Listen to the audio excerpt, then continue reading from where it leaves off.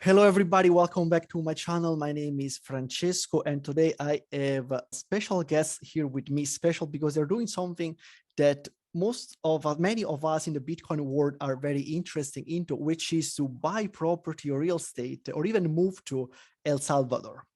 So I want to welcome Lynn and Carlos. Hi, guys. How are you? Great. Thanks so much for having us. Definitely. Oh, my pleasure. My pleasure. So yeah, tell us about what you do and what brought you to El Salvador, or what brought you back in Carlos' case. For sure. So we're realtors and we live in Canada and we love what we do. So we've been able to capitalize on family and El Salvador being Carlos's heritage, which Carlos will tell us about, and also do what we both love, which is real estate and building. So during the pandemic, we found a property. We hadn't seen it. We found it through family. And then we proceeded to build a home, which we just finished in December. And we'll tell you a little bit about that in the process to follow. But Carlos can talk about El Salvador. Right. So I guess the link with El Salvador from this end is that yes, I was born in El Salvador.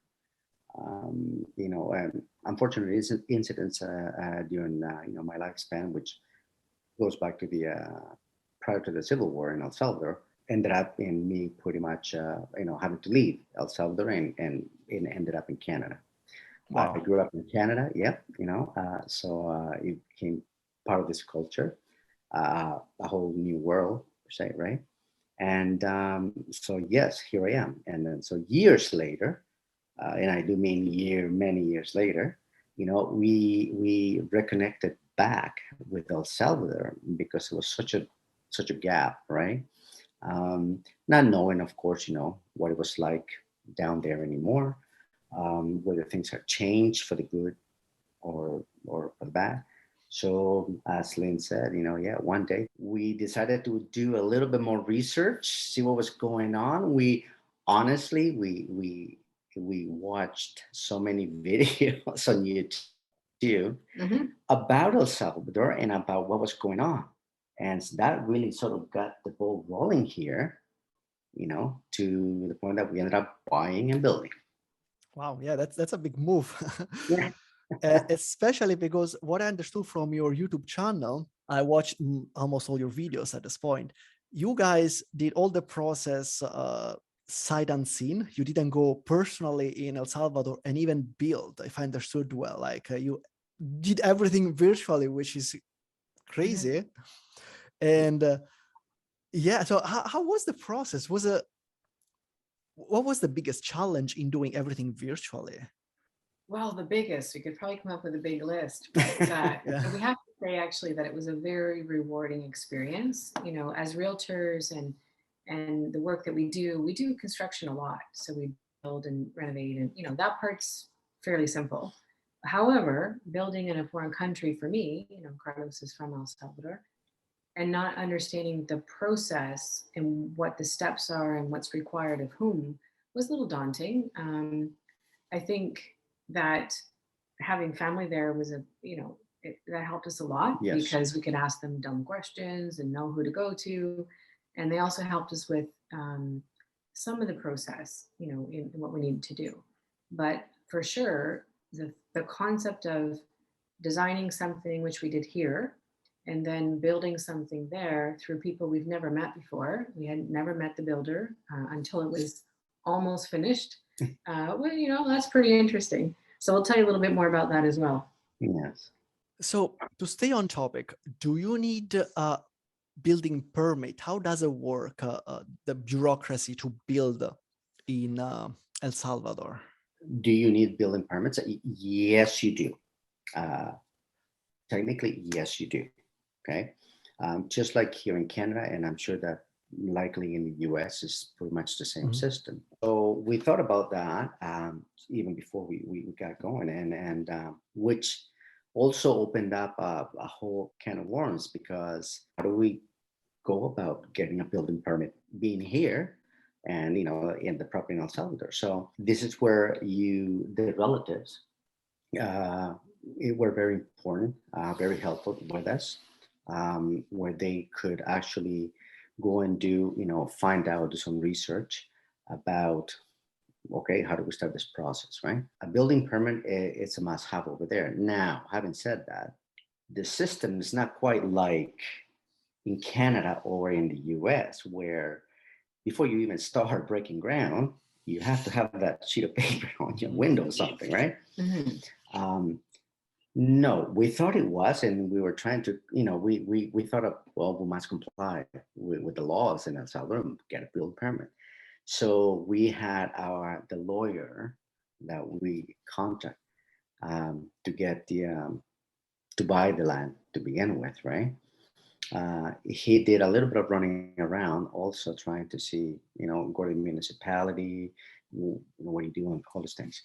But it turns out that the respective municipalities, and I'm going to say in plural because it's Mhm. likely the same way Pretty everywhere. similar, yeah. When we started, sending the lawyer to push it, like, okay, so we're here, we like to start with it, digging, things like that.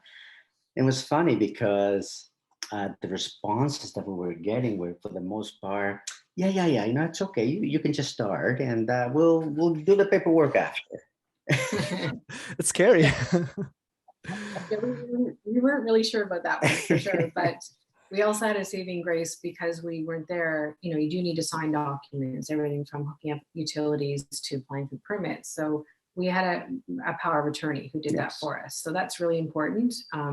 If you do everything virtually, if you come and go and do your thing, you can probably manage it yourself. But we had a power of attorney. It was Carlos's cousin Mhm. who managed that process for us, right from purchasing the land to getting permits. I have a question. Do How does the zoning work in El Salvador? Is it similar to the United States and probably Canada? That's a really good question. We probably don't have the most complex answer for you, Okay. but at the highest level, it's simpler. Meaning the zones there, like in Canada, for example, it depends on multi-use. So if you have 3 or 4 families living in a home, that would be multi-use. Maybe it does exist, but I'm not aware of that level of complexity in the Mhm. zoning in El Salvador. So it's fairly straightforward, residential, commercial. And there are some, I'm going to say, exceptions, probably what we would term as grandfathered from historical use of land that probably today wouldn't be permitted, but has been historically. Yes. Interesting. So you guys bought land in El Salvador. Did you do it as foreigners? And can foreigner buy land in El Salvador? How does that work? Yeah, that's a great question. Well, we weren't sure, so we did a little bit of research in other countries, and we found that some countries limit where you can buy. Well, Yes. some countries don't allow you to buy, period, as a foreigner. Some say you can't buy, for example, waterfront property, or in certain areas as a foreigner. But El Salvador is very open, so they actually encourage. They have a strategy in place to encourage foreign development. The current president's worked pretty hard on that, both for infrastructure in certain areas like Altunco, and just overall to encourage foreigners to invest. So they're pretty liberal that way. The only, I guess, hesitation we came across is a tax, and the tax is in relation to um, if you have an income. So if you're buying a property for the purpose of say an Airbnb or an income property, then as a foreign buyer, there's a 20% income tax on that revenue. Okay. Okay. And so if that's the purpose, you may want to structure your purpose either in a corporation or in local ownership on title, or different ways to construct who owns the property. But there is that tax for foreign buyers. So in our case, our property is in Carlos's name, who is not a foreign buyer. Our property is not an income generating property at this point. Okay. So, Carlos, do you have like a dual citizenship? Like, do you have like a Canadian passport and an El Salvador passport? Is that how it works? No, and well, no, I don't have two passports. I really only have a Canadian passport, and that was another. That was also a question that we had ourselves, prior to doing this process, because as I said, when I left, I was a kid basically. Um, mm, there was no more. I mean, my El Salvadorian passport expired, I gained Canadian citizenship. And so I wasn't really sure whether El Salvador was one of those nations where, would allow you to keep the citizenship. As it turns out, I guess I am. So which helped greatly because, in order for us to start the process of buying, the permits and permits for every other thing, I had to basically reapply for what they call a NIT, which is a national identity number, something like that. Transaction or something. Yeah, transaction, something. It basically is so that they can track, the government tracks with that number. It tracks, I guess, what? It tracks everything, taxes. like everything that you buy. Yeah. Literally, it's a very sophisticated system of tracking purchases in El Salvador. But it's a form of identification. So you need it just kind of like we need our social insurance number here. It tracks who we are, our taxes, our investments. True. So that's what I had to get, the only document really, and we were pretty much good to go with starting the process. So you guys did everything virtually. So how do you know when you are so far apart from your investment or your future property? How do you know who to trust to hire through the process? Because sometimes you can send money abroad and you don't get anything back. So how do you guys do that? Well, that's a really good question. And honestly, that was our biggest fear. When we went into this, we just thought it's hard to manage, right, from a distance. So I think the first step would be finding people that you trust. And we're pretty upfront people. We'll ask pretty much anything of anybody. We would expect the same of somebody else. So we just asked a lot of questions. And as Carlos said, we watched a lot of YouTube to find people, to find professions and realtors to work with down there. So we found a circle of people. And then actually it was your cousin who recommended a lawyer, because lawyers in, I'm sure, all countries, may not be the most trustworthy, but ours was great. And he helped us through the process. So you need to be confident in who you're investing in, both for professional people. We had, for another example, be an architect. So our home was designed here by my daughter, but of course it's not to El Salvador standards because it's to Canadian standards. So then we took the plans to somebody in El Salvador. Same thing. How do you find an architect who you trust? Who's going to represent what you want, right? So we took recommendations from various people and selected somebody. It's more delicate when you get into the transactional piece, like sending money, for sure, because it's going into a vacuum, right? Yes. And how do you know what it's being spent on? So we worked pretty hard on that. Again, we do this a lot here. And there's different ways to manage things. And that's one of the things that we offer as a service in Faralo Realty, is to be able to help people property manage, build, find a place as part of our services. So the strategy that we used in this one was that we developed a budget. Some of it was a bit blind. I mean, you're not really sure what things cost, but we had a detailed budget. And then we went out to 3 different companies. 2 of them are large companies to ask them for bids. And that gave us a really good sense of what cost is, because they're well established. However, ours was a little bit different because we decided pretty early on that there's a lot of big companies, in big cities, and our property isn't far from big cities. But really what is most endearing to us is helping local people. When I say helping, I mean employing and supporting and helping them, to develop a life locally. So we didn't go with a big builder. We went with a very rural builder who had a small team. I think he had 5 people working with him. And then he had sub-trades that he selected from there.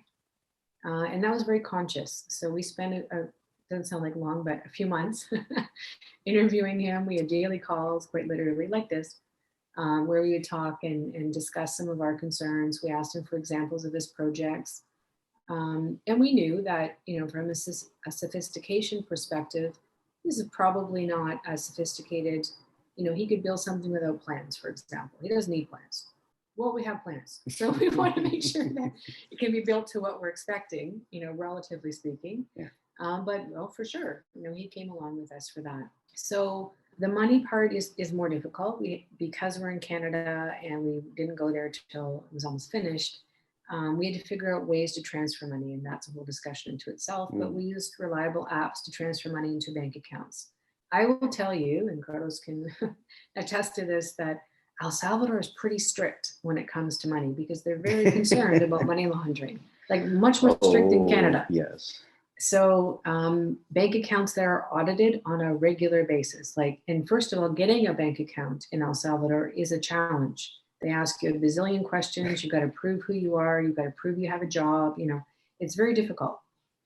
So in this case, our builder had a bank account, thankfully, and that made our process a little bit easier. But he was under scrutiny, right, for what goes in, what goes out. He literally has to show the bank on a regular basis receipts for all of the work.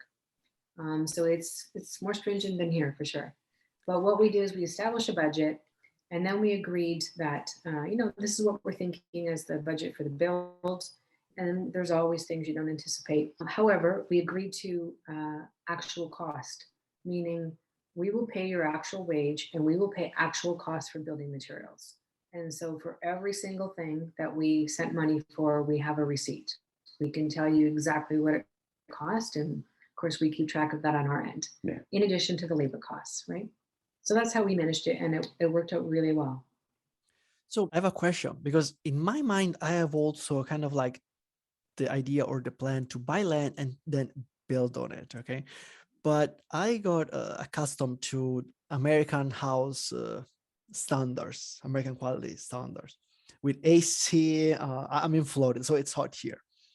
And apparently it's even hotter in El Salvador from the video I was watching online. So, and yeah, I don't fare very well in the extreme heat here. So my question was, can the standard of the building here match the standard that we have in the United States and probably in Canada? Because you said your cousin is an architect and she designed the building. So what happened? Could they use her design? Do they have to modify it? Do they have to just scrap it out and start over? What happened? That's a question. Yeah. Well, actually, yeah. So Rachel, one of the daughters, she's the architect. So we. Okay, let me go back a bit here. In one of the videos that we were watching prior to taking off for this project, we came across this one channel, and I'm not really sure, but I think it was like a Colombian channel. Mm-hmm. Someone who actually does house designs, drawings on it's a 3D on a 3D platform. Mm-hmm. Okay, so we watched quite a few of those, right? And to get more or less an idea, or what could be possible, perhaps to build in El Salvador. So we gave that idea. When we found something, we put it together, we sent it to the daughter, right? And said, okay, can you work with this? Right? And we would like, this dimensions by this, put it together, and then we'll adjust as we go. So we did, mind you, again, this is Canadian code, right? Mm-hmm. And so that's what she did. So when we took this to, when we sent this basically to the architect that we found in El Salvador, right? Well, they have to do the conversion, right? Because to begin with, here is imperial for the most part, right? But over there, they use The metric, probably. Yeah. Right. Here we use basically lumber for the most part. Not so much over there. No, there's no wood. No. It's all concrete. So that changes all your dimensions, Yes. Right. Right. So the architect had to, he took the drawing, mind you, the drawing's already done for him. And all he had to do is do the exchange we still want this thickness on the walls, right? Or the windows or whatever. So change it, do your thing, and which he did. Oh yeah. Right. Wasn't hard. Yeah. No, but to answer your question about what I call modern conveniences, we probably, had that notion as well, that yes. I had a very, I tried really hard to tell myself, okay, lower your standards. Truthfully, we didn't need to, because what they produced, what our builder produced for us, we have air conditioning in every room. Of course, they don't have central systems like we have here, right?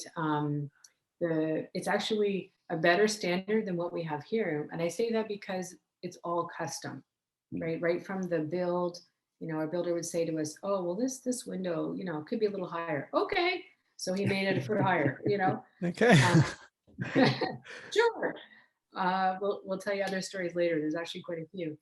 But that's what's really nice about building in El Salvador is everybody's a tradesman. And right from the concrete and the brick work, it's pretty sophisticated compared to what we don't do it here that way. Yeah. And then the woodwork, and by wood, primarily it's used inside, right? So I'm actually not even sure to what degree. We used a lot of wood. I'm not sure that's common. So everything we had built, like our kitchen, the vanities, the beams, they're all custom. They're built specific to that house. Wow. Yeah, so it's actually a much higher standard than I think actually we have here, which is kind of ironic. But Yeah, that makes sense, because here to have that kind of construction, like you are building a mansion. Otherwise, everything else is to go to code, to standard. Like wow, that's very interesting. So I have somewhat of a delicate topic, because if you start Googling or watching videos about El Salvador, you learn that it's not, or maybe it was not, a very safe country. And for instance, I have two little children. So one of the first things that I look in a place that I want to move into is the safety, the overall safety of the place. So I would like to ask you, what is the situation currently in El Salvador, and what are areas of El Salvador that you would recommend people to buy, especially as foreigners, to be safer as much as possible? safety really, in our opinion, relies on your how you communicate, who you communicate with, who you trust. So the community that you build. So there's, I guess, an easy distinction. People would probably say that gated communities or communities built within an area that have a security, so a fence and a security guard, and they track people coming and going. I think overall, people would say they're the safest, you know, irregardless of where they are in El Salvador. Mhm. Is that fair? Yes. Okay. There's probably more skepticism when it comes to rural areas. And you'll find, much like in other countries, there's a pretty big difference in the culture between cities, or a city, San Salvador specifically, Mhm. and rural areas. The people are different, they're different socioeconomic status. They're just different people. So some people's comfort level would be, build in the city in a gated community. We were pretty adventurous and open, and ours is not in a gated community. So we built in a rural community on a mountain, in a fairly commercial area. It's not as though it's isolated. There's restaurants and businesses all around us, and neighbors and so forth, but it's not a gated community. So when you get down to safety, that's where you look at, well, how do you protect your assets? And so, yes, most people have walls, and some people have fencing that is pretty hard to penetrate. And it's not our case. We're actually pretty open. But we do have people that protect us, meaning we have a property manager who's there every day and, checks on things. We have other people who oversee the property manager. We have neighbors who watch out. We have a security system. So there's other ways to ensure security. I think when people talk about like personal security, and you can do a lot of research this on YouTube, there's been really big changes in the last few years where, yes, El Salvador does have gang issues. Absolutely. It's been common since the war, and there's a big history to that. And they're working really hard to clean them up. And so people would say things like, well, I find it really interesting that like our daughter was just there with us, and she was amazed that you can walk around with your cell phone and, film and take pictures. And like, yeah, everybody does. But that wasn't the case a few years ago. People were very protective, and, they wouldn't wear jewelry outside, or not the case anymore. People are very open and free. So it's changed a lot. It has, yeah. And you're right. Most people, whenever they ask us about this project, I think the very first question, or first and second question, is, I mean, really, in El Salvador? But I thought it was supposed to be like really dangerous. Well, I mean, I think every nation has its thing, Um, you can be, we can say that, well, how safe really is walking downtown Toronto at night, right? Mhm. Is it just as safe as walking down, in Middle Street and where we built in El Salvador, or as dangerous? So there is danger everywhere. The thing is about taking risks, right? And we know that in life, you got to take risks to do anything, with a business, a job, whatever. So we did that. Now, El Salvador has unfortunately, and it's really hard to get rid of it. Apparently, that stigma about the gangs, and being at some point in time, I think they had it pegged as the murder capital, of South America or something like that. Mhm. But a lot of that, a lot of that bad reputation comes back, comes from, back, in the early 80s when, the war was starting, and the war got rolling and things really did get bad. But the war ended, 12 years later. And then the gangs sort of took over, right? Which kept that reputation rolling. Mm. Now, under the new government, present government, they've done quite a bit of a cleanup, to put it that way.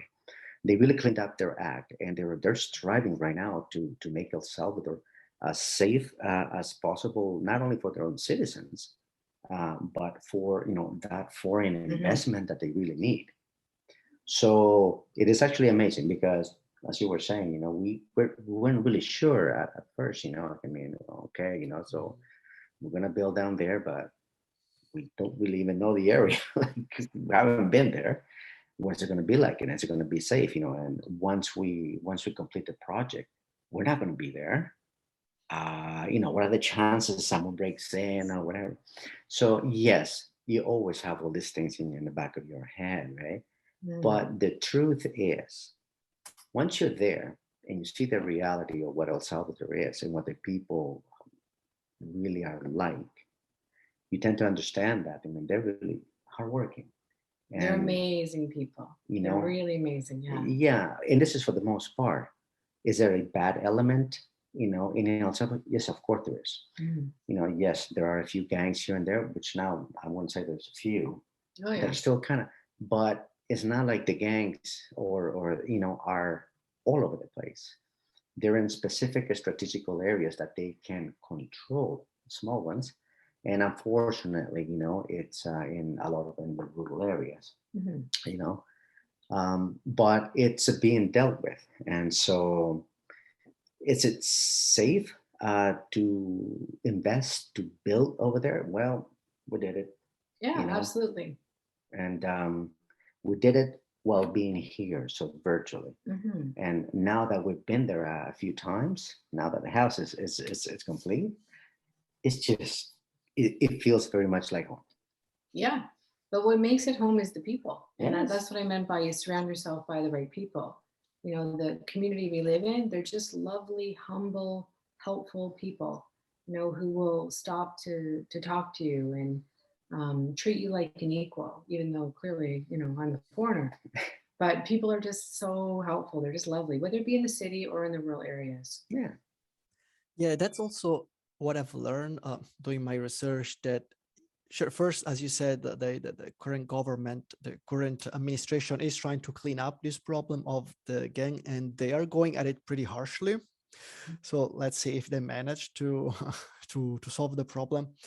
And then the other things I found out is that yeah, there is a problem with gang and violence, but is um, only in specific areas, because from what I heard, most areas, especially touristy areas, they are safe because tourists go there safely. So, which yeah, we can say that this is what happened virtually everywhere in the world. There are good areas and bad areas, and you wanna know where you're going, of course, to be safe.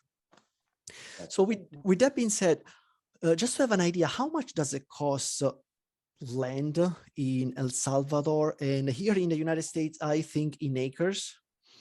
So I don't know if you guys think in acres too in Canada. I'm not sure. Do you use acres for real estate? For okay, and so how much does it cost, and what is the process to actually buy real estate there or land? Is it a complicated process? What can you tell us? Mhm. Yeah, let me take a stab at that one. Sure. So they use what Carlos can help me with this, but manzanas or apples is how they measure land in El Salvador. Primarily, they use meters depending on the size of Yes. the land. So it's a little bit different. So your question was, how much does it cost for land? Really, it depends on a whole bunch of factors, just like here, right? Depends on location, depends on services. So in our property, we had access to hydro, but it's on a mountain, a pretty high mountain in the coffee region, which is one of the highest mountains. So we don't have water, meaning there's no municipal water where we are. So then your consideration is, well, how do you get water, right? So your limitation to services, of course, affects your cost. The biggest one probably is access. So there's a lot of land for sale, a lot of land for sale in El Salvador. Not probably a good percentage of it isn't accessible, meaning it's not on a road. So, you know, you may have a right of way through somebody's property 5 minutes later, you know, to get to a rural plot of land. There's lots of that. So if you look at, say a building lot, and I should know the dimensions of ours, but I've forgotten. It's probably less than half a manzana. Oh, It's pretty yes. small. However, if you look at a building lot, typically say not in the city, but in a rural area, you're probably about $50,000, anywhere from that to about $150,000 for a typical building lot. If you're looking at something, say, a couple manzanas, so maybe 3 manzanas, which, what do they call them there? Is that a finca or a Oh, yes, finca or finca? quinta. Quinta, Yeah. depending on the size of the property. Again, there's a huge range depending on location primarily, and the further, I guess conceptually, the further you are from a city, and there's sort of three primary cities, San Salvador, Santa Ana, and San Miguel. Generally speaking, just like in Canada, the land is a little bit cheaper, right? So the closer you are to a city, it's a little more expensive. But if you're looking at acreage, you're probably in the range of over 200,000. We have a friend that we work with for building closer to the beach, and you know the beach prices have raised a lot in the last couple of years, and you're probably starting for an existing very small home around the $400,000 range, and they go well over $1 million. So it all depends where you want to invest and then what kind of investment. Interesting. And what about the process to buy real estate there, especially as foreigners? Yeah. Do you want to try that one, the process? The process, well, well, first off, being a foreigner, then the first thing is research, of course, right? You know, and then once you've established, say, where you'd like to buy, then I think the first thing is contacting one of the local real estate agents. They do have Remax. I'm not sure if Center 21's there. I'm not really sure, but we did see Remax there. We're with Remax. Right. Okay. So, but they're not as easy to find, to be honest, and get in contact with them and talk about, listen, I'm interested in this lot, right? It's more like, well, I mean, honestly, YouTube did help us a lot. We found quite a few, I guess you would call them real estate agents, For sure. who advertise on YouTube about, you know, selling property in El Salvador all over the place. So the first thing you do is that you contact a real estate agent.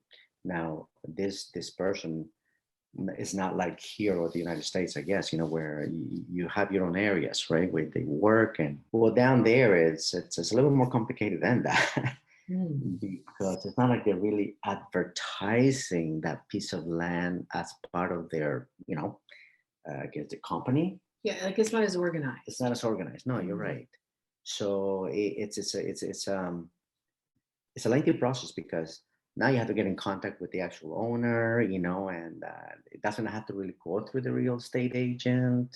Mm. It can provide you with some pictures Mhm. and an idea of more or less what the value is going to be or something like that. Yeah, that's a primary difference. So Yeah. the role of the real estate agent in Canada is from start to finish. The role of the real estate agent or the professional in real estate in El Salvador is for support, education, selection. The negotiation piece, which we currently do in Canada, we don't as agents do that in El Salvador. Mm. So you negotiate, as Carlos said, directly with the owner, which we found a little unusual. Yeah. And then even the contractual piece. So once you come to agreement on X number of dollars for whatever you're buying with the owner, the contractual piece is handed from the agent over to the lawyer. So here in Canada, we write up the contract, do all the paperwork, and then give it to the lawyer. But there, the lawyer does all the paperwork. It's done in a day. They meet with the various parties. In our case, it was our power of attorney who signs the papers, and it's done. And at that point of signing the papers, meaning you have a deed, that's when you transfer the funds, typically. So you can do a deposit, which we typically do in Canada, but you don't have to in El Salvador. It's done at the time of deed transfer. And interestingly, there too, you pay the money directly to the owner, not through the lawyer Yeah. and not through the realtor. It goes directly to the owner. But do this money go in escrow or they go straight to the owner's bank account? Straight to the owner's bank account. Yeah. Wow. Yeah, that's very different than here, definitely. Yes. Yeah. Now you can do escrow. Like if you say you wanted, so one of the differences is when you want to take ownership. So transactions happen very fast there. But let's say you didn't want to take ownership for, I don't know, 2 months. Then you would give them a deposit of X and it would go in escrow, and then you'd finish the transfer, whenever your date is. But it's just a very different informal system that, isn't similar to here. Yeah. It's a good one. Informal. Mm. Yeah, it's a lot more organized here, and even here the real estate agent helps you from start to finish if you want to, even with the documents and with escrow, with everything. I had a question, I forgot. Well, while you're thinking, I'll just add that is one area that we can assist with. So part of our services is trying to help you from A to Z, especially as a foreign buyer, when that typically isn't done by local realtors there. Right. Exactly. Yeah. Mm-hmm. What is the infrastructure like in El Salvador at this point? You said some areas are hard or impossible to reach, but for people that are interested in the city or the beach, is that more modern, more organized? And then the other question is that I want to ask you, exactly what do you do and how do you help people using your experience buying El Salvador to do the same thing? Because this is a complicated process, and some people might not want to do it. They would just like to hire somebody to do that, or they might not have the time to do it. Absolutely. Do you want to take the infrastructure? Sure. For what I've read so far about what El Salvador, the changes that happened in El Salvador, I'm going to say that probably in the past sort of 8-10 years, they have really pumped a lot of money into their infrastructure. So they have, not honestly, there are a couple of videos at least on YouTube of people visiting El Salvador, foreigners. They're actually quite amazed, for example, with the highways.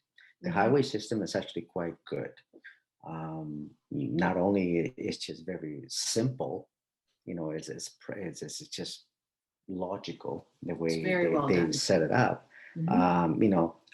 Even with the signals and everything, like the signs, you can. It's really hard to get lost, and the roundabouts, right? Here in Canada, I mean, it's we find a few roundabout here and there, and we tend to say most times like, well, this really makes sense, like, I mean, they should do this more often around here or everywhere.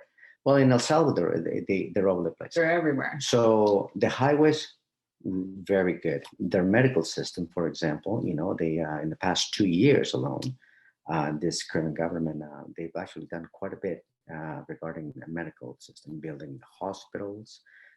Now I think the three main bigger cities in El Salvador have fairly decent sized hospitals, very capable, very modern, right? The water in El Salvador, and this is where the difference between the rural and the city areas, right, tend to differ. a bit. The rural areas do have, for the most part, potable water. It is just that it, the infrastructure in some of the more isolated areas, it's a bit less, right? But the water system in El Salvador is fairly decent. It still works. I think in the smaller towns, it's a bit older. The system is older. That's need a bit of a revamp. But when you're talking about the touristy areas, the city, anything that is actually close enough to a larger city, they really, there's no issues there. What else? Well, I mean, overall, it's very modern. Like in many ways, It is. their roads are better than ours here, and they put a lot of money in the last few years into their infrastructure, and specifically concentrated in the areas like the beach area of El Tunco. They've been promoting, and they have Surf City. That's fairly new promotion.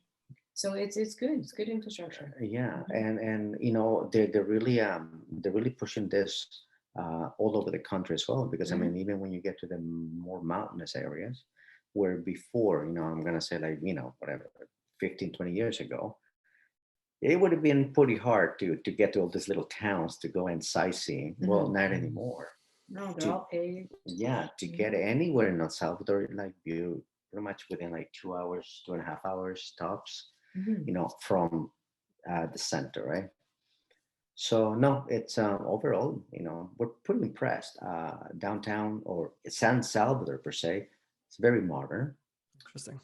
Mhm. Yes, I was even surprised because when I left as a kid, we didn't live in the city. I left, Mhm. we lived in a smaller town, so we never really used to go into the city unless we really had. But what I can remember of it, was like, it's like 70s types of style or whatever. But when we first went and visit, I remember you saying, that you couldn't believe, that, oh my God, this is just like being downtown Miami or Like a LA or, city in the US. Yeah, yeah, it's very modern. It's yes. they have all the restaurants you'd expect to find in the US, and we have Walmart. Like it was kind of shocking. Wow. Yeah, Yeah, it's you're very making me excited about El Salvador now. They have all the amenities that you really need.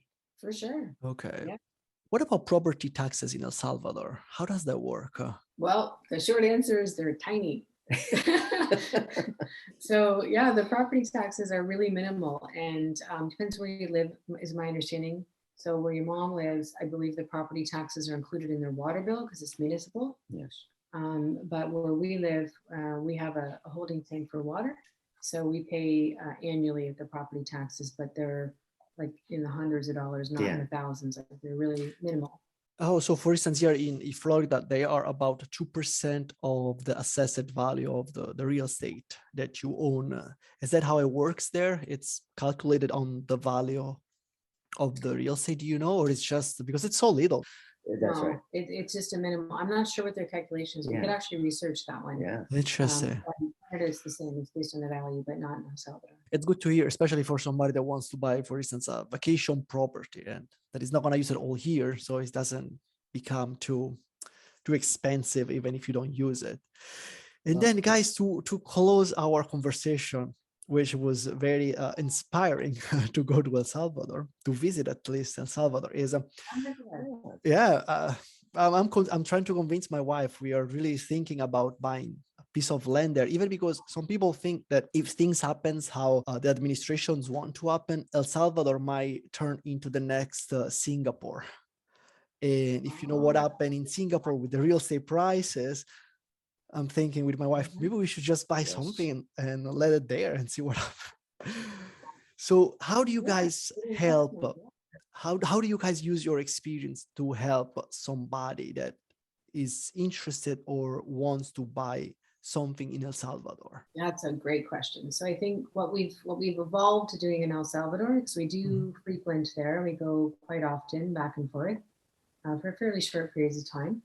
But we've also developed really nice relationships with pretty much all the trades, from realtors to lawyers to architects to electricians and plumbers and contractors and everybody you might need. right across the country, right from Santa Ana, not quite as far as San Miguel, but well, almost. So what we can do is we're happy to just talk to people. Advice is free, right? No problem there. And then we're also happy to provide a service, finding properties, finding houses. Either, we do it ourselves for you, or we partner with our local realtors there. I prefer to have more of a modern American experience where we help you through all the steps. It's not a handoff. So that's one of the services that we offer. And there's different ways of compensation, because the compensation there is quite different than in Canada. Realtors in Canada are typically paid through the transaction. So we can talk about different compensation models. Because the other service that we offer as well is in the construction area. So if you say, I'd like to build wherever, we can either help you with all the initial planning phases and or manage it for you. So manage the process of building, which again is something we do here. So it would be the oversight role that we play for our own house in working with other people. This is all very interesting for me, because I was looking for property, and it's not like as easy as in the United States, where there is Zillow, or also in the United States, I think you have something similar in Canada. The real estate agents, they have the MLS, where they put pretty much all the listing in a specific area, that can be a county usually. And that makes even working with one real estate agent easier. While from my understanding, from what I've seen by myself and from what you have said earlier, it's not as simple there. Like, you're gonna have to talk to every single agent for every single property probably, and even try to get in touch with these people or with the owner of the property. So it's definitely a process that not many people are willing to do. It takes time. Mm-hmm. One more question. What about the language? Is English spoken commonly in El Salvador for people that don't speak Spanish yet?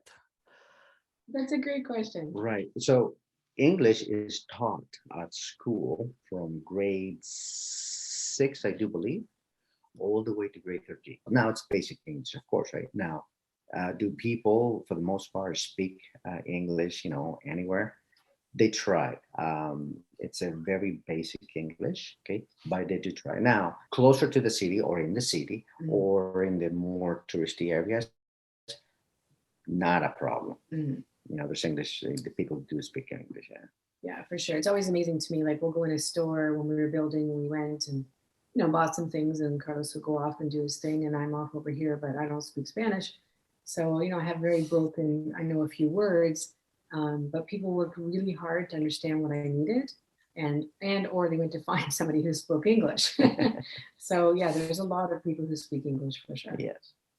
Of course, yeah, especially as you said, in the touristy area and the cities probably, like, kind of everywhere, in most parts of the world. That makes sense. To add to that, you also have to understand that El Salvador, for what it's lived in the past few decades, right? It has had a great amount of influence from the United States. Mm-hmm. And the language is one of those, which it's pretty much just taken off.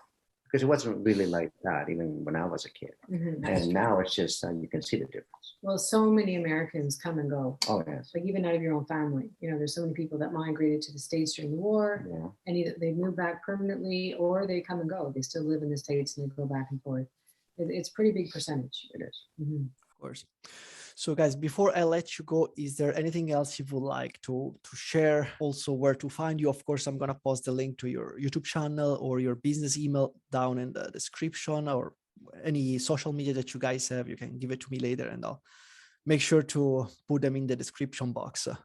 No, that's awesome. We really appreciate you taking the time to have this discussion with us. And we love meeting new people, and we encourage people to go to our channel, which we'll keep building because we just started and we haven't put a lot of work into it recently, but that's the Faralo Realty channel at YouTube. Yeah. Perfect. So Lynn, Carlos, thank you very much for joining me. Thank you for your time and for your experience. I can wait to see more of your videos, and if you guys and see more what you've done with your building and the land. I'm excited about that. So with that being said, thank you everybody for spending this time with us. If you have any questions for Carlos or Lynn, you can leave it under this video, or you can send them an email or get in touch with them. I'll make sure you find a way. Thank you very much, and I'll see you at the next one.